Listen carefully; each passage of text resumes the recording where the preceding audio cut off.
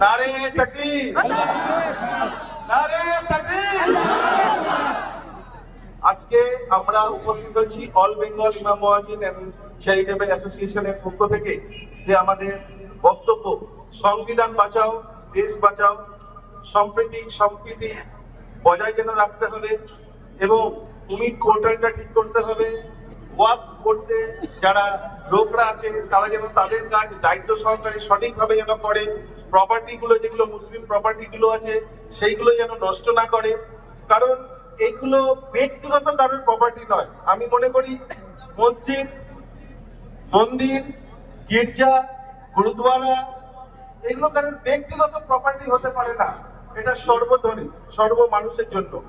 এবং এইগুলো যারা করছে তারা কিন্তু ওপর আল্লাহ থেকে শুধু কোপ পাচ্ছে না, মানুষের কাছেও তারা খারাপ হয়ে যাচ্ছে। 2025 সাল আজকে 20 তারিখ, আর প্রায় 10-11 দিন পরে আমাদের বছর শেষ হয়ে যাবে। কিন্তু এই বছর শেষ হওয়ার আগে আমাদের নিবেদন, আমাদের প্রার্থনা আমাদের মাননীয় মুখ্যমন্ত্রীর কাছে, যে ইমাম ভাইদের যে বার্তাটা যেটা আছে, তাদের যে ভাতা যেটা আছে সেটা যেন তিনি একবার বিবেচনা করে দেখেন।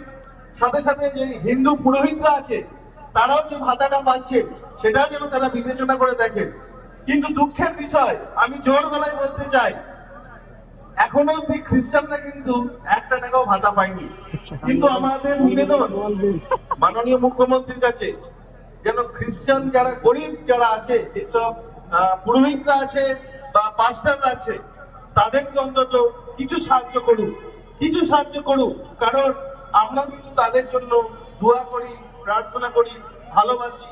এবং যখনই এরকম কোনো সম্প্রীতির প্রোগ্রাম হয় আমরা যখন যাই, এবং আমরা চাই প্রত্যেকটা মানুষ নিজের নিজের ধর্ম নিয়ে ভালোভাবে শান্তিতে বসবাস করুক, কারো ধর্মকে ছোট নিচু করে নয়, প্রত্যেকটা মানুষকে সম্মান করে, প্রত্যেকটা মানুষকে ভালোবেসে। এবং আমাদের এখনো এরকম ধর্ণা কেন দিতে হবে, এখনো আমাদের এরকম সংবিধান বাঁচাও কেন বলতে হবে?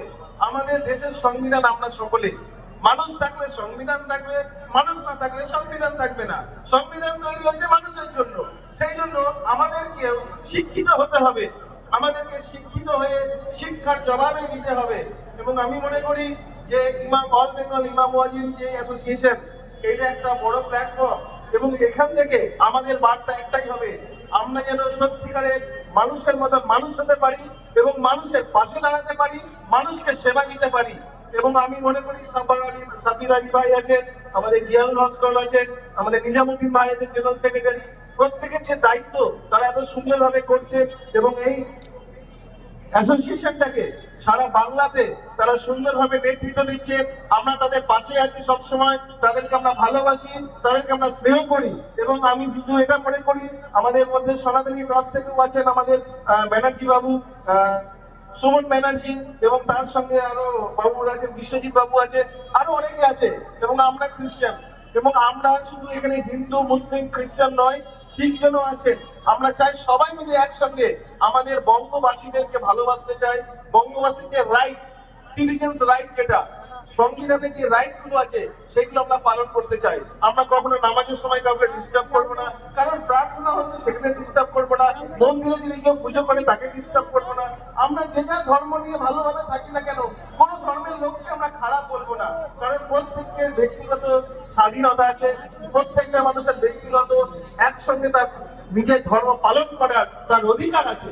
এবং সেই অধিকার নিয়ে আমরা যেন এই ভারতবর্ষে, এই বঙ্গভূমিতে আমরা যেন চলতে পারি। ঈশ্বর আমাদের প্রত্যেক আশীর্বাদ করুন। এই বড়দিনের মাসে আমরা খ্রিস্টের জন্ম উৎসব পালন করছি, চারিদিকে আপনাদের প্রত্যেককে সেই শুভেচ্ছা জানাচ্ছি প্রভু যীশু খ্রিস্টের নামে। আপনাদের ঈশ্বর আশীর্বাদ করুন, ভালো থাকুন, সুস্থ থাকুন, মানুষের পাশে থাকুন, মানুষের সেবায় নিজেদেরকে রত করুন। ধন্যবাদ।